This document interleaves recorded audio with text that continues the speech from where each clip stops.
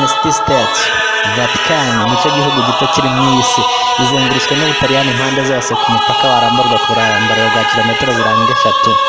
Vatican y'ubuso bwa hegitari 44 gusa, ikaba ubwo na kimwe mu bihugu bigitegekwa mu buryo bwa absolute monarchy, mu maboko ya papa uyobora utegeka nk'umwami mu bubasha bwose. Leta ya Vatican yikorera ubwayo amayero yayo, ikiharira iby'iposita ndetse n'ibirango byayo mu nyandiko n'amacapiro, bigatakwa na pasiporo zayo ku binyabiziga.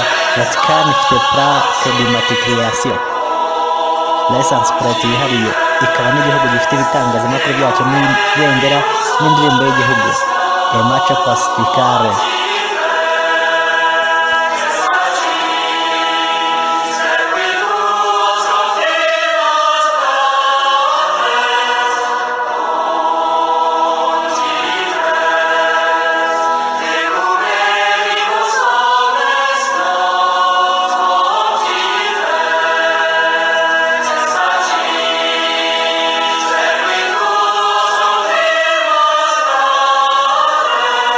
Itagira Rwanda Revenue Authority, Vatican Revenue Authority nta rwego rwo kwita neza ku basoreshwa bagira. Ubukerarugendo bukomeye bushingiye ku kwemera no gusura ingoro ndangamurage n'amateka bihabarizwa mu myaka ibihumbagiza. Ibyo byose bihakurura abakiriya ba mukerarugendo benshi cyane ku buryo mu mwaka umwe ubuso bungana gutya 0.44 yakira abasaga miliyoni 4,300,000 ku mwaka umwe, bikinjiriza akayabo igihugu cya papa ubwe kwerekeza Vatican kumureba. Biba impamvu yo kuherekeza kuri miliyoni nyinshi cyane z'abagatolika bava imihanda yose y'isi, ubundi bakerekezayo ku bwinshi bakuruwe n'inyubako z'amateka maremare nka Bazilika yitiriwe Mutagatifu Petero, ikibanza gihurirwamo na benshi cyitirirwa uwo mutagatifu, St Peter's Square cyangwa se Chapelle Sixtine ya papa, n'inzu ndangamurage ku bwinshi zihabarizwa.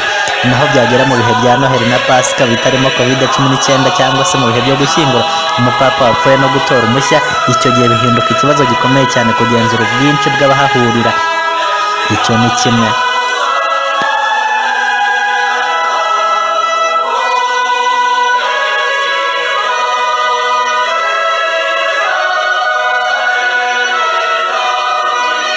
Icya kabiri ni uko kimwe mu birango by'igihugu cya Vatican ari iyi Bazilika yitiriwe Mutagatifu Petero.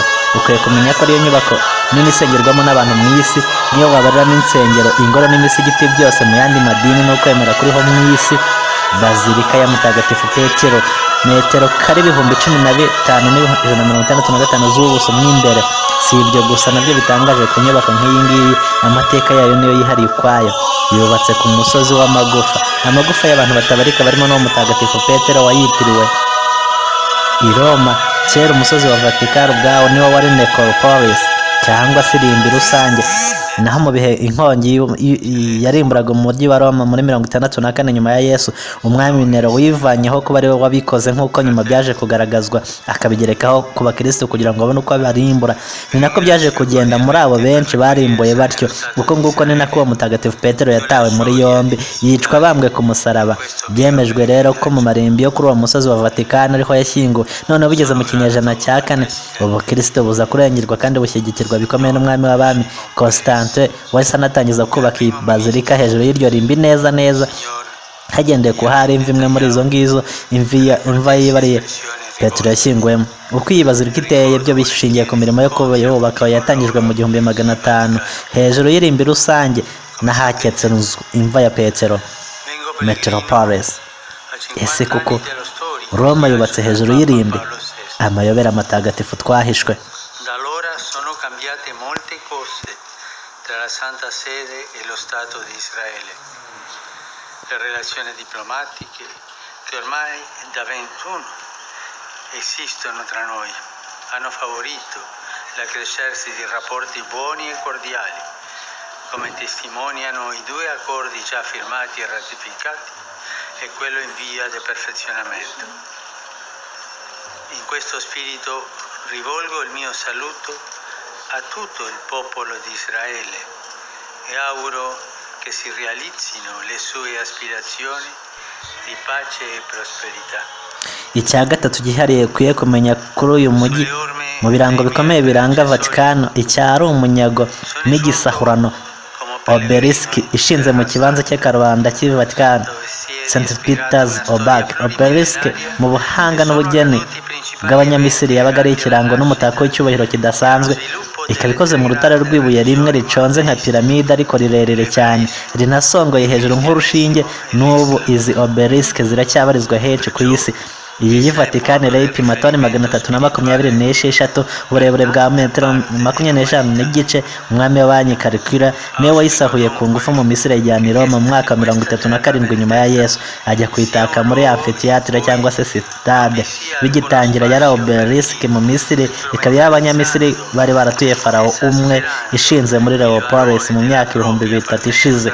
Iyi ni umwami w'abami Caligula yagiye kuhavana ku ngufu ayikurayo. Bigeze mu 1586 yagiye gushingwaho i Vatikani muri cya cyane St Peter's Square.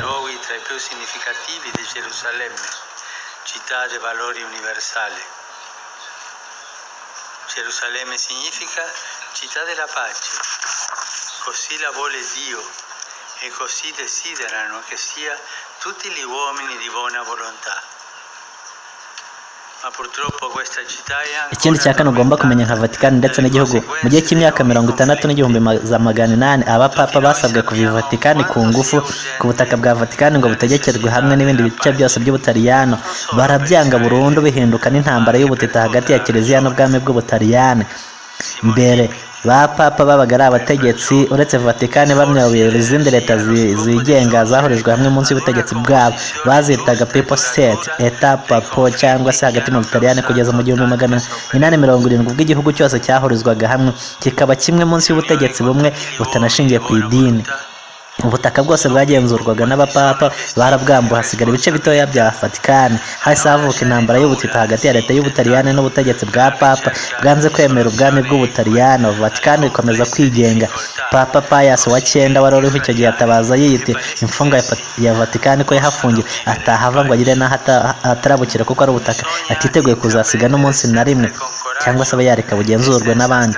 Byabaye hangana hagati y'imyaka 60 Yesu ba papa timudusubize ubutaka bwacu twahose tugenzura. Ubutaliyani nabwo ati ntago dushobora kwemerera ko mwashinga igihugu mu kindi, nimurekure na Vatikani ahubwo. Igitangaje muri ibi rero nuko impaka no guhangana gukomeye byaje kurangizwa na Benito Mussolini waje kubikemura byose, maze asa naho washinze Vatikani asinyira ishinga ry'iki gihugu ngo kiyigenge ibe Vatikani nk'igihugu ndetse na leta yigenga ukwayo. Ntibyagezweho mu 1929 mu bwumvikane n'amasezerano byiswe ibya Latro yemerera Vatikano kubaho nk'igihugu na leta y'igihugu cyigenga ukwacyo, ahubwo Mussolini anarenzaho guha Kiliziya impozamarira za miliyaridi imwe z'abanyamerika kuri za Eta Papale, bwa butaka bundi Vatikani yari yambuwe.